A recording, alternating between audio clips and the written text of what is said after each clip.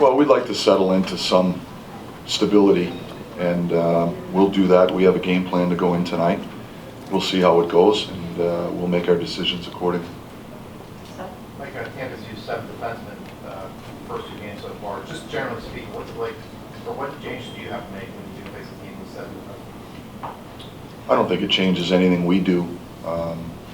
You know, when teams go that route, a lot of times they might have a particular defenseman that might have a specialty like a power play guy, or they're trying to free up an opportunity to use maybe some of their top guys in different line combinations. And so, you know, just in a little bit of a heightened awareness of who's going over the boards and who's on the ice in certain situations, but it really doesn't change what we do.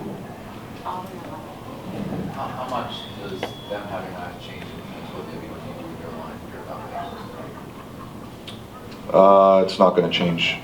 It's not going to change our decision making by any stretch. You know, I've said all along the line combinations that we've had and that we'll continue to use. We have a comfort level with our balance. That we have strengths on every line that can play at both ends of the rink. We have a comfort level that our guys can play against anybody. Will we try to get certain matchups? Yes, we will. But as I said, we have a comfort level that our guys can play. Like in terms of adaptability, what do you see as sort of Crystal Kang's strengths to play with different defense patterns?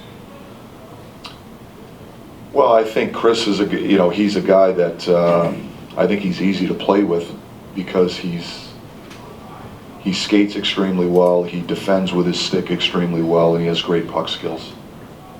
So I think sometimes he can be a one-man breakout.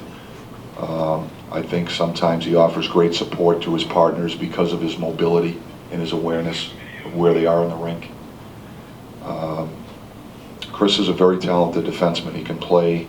He's very versatile. He can play in a lot of situations. I think regardless of who we put him with, he helps his partner become better. Have you considered putting Sid and Gino on the same line to start the game, or do you really like the idea of spreading those 2 guys out on different lines? There really hasn't been much we haven't considered. So, you know, we go through these discussions all the time. I think by nature the 2 of them like to play center. I think that's where they're at their best. But having said that, they can be dangerous when they're together. And so we try to put them in positions where they can be successful and play to their strengths. And then we make decisions situationally and within games on whether or not we think it makes sense to put them together. The fair college blue hat line scored your first goal in game 2. How did you evaluate that game, that line beyond the goal, and just what's different there with Eric and Brian? I thought the line was really good. I thought Eric Fair might have had his best game in the postseason, the last game. You know, he brought a lot of energy. He was forcing turnovers. He was hard to play against. He was on the puck. He was strong on the boards. So I thought he had one of his strongest games in the postseason, the last game. And obviously we really liked the line. Not only do they score for us, but they're hard to play against. I think they wear teams down. They're very good in their end zone. Well, you know, when Cully and Fairsy play in the same line together, they're two guys that can take face-offs. So there's a lot to like about that line. I think the difference when we put, whether we use Rusty or we use Fairsy, Rusty brings maybe a speed element that Fairsy doesn't bring quite as much. But that's probably the major difference. Last one, Mike. Coach, can you talk a little bit about the refurbishing that Jim Rutherford has done, especially on the forward lines? If you, for a reason, call the Kessel line third line, your third and fourth line, those 6 players 12 months ago were not with the Pittsburgh Penguins.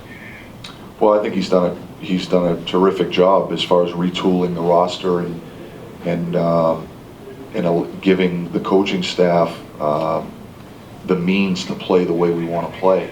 I think when you look at the guys that Jim's acquired over the last 9 or 10 months, they're all guys that I think have allowed us to establish the identity that we have to this day. They can skate, they're puck movers. They're guys that like to play with the puck. They allow us to play that speed game that I think really suits the core players that are here. And, you know, I think Jim's done a real good job in identifying that and then trying to surround those guys with some role players that allow those guys to play that style of play. So, you know, I think that's a big reason why we're where we are today.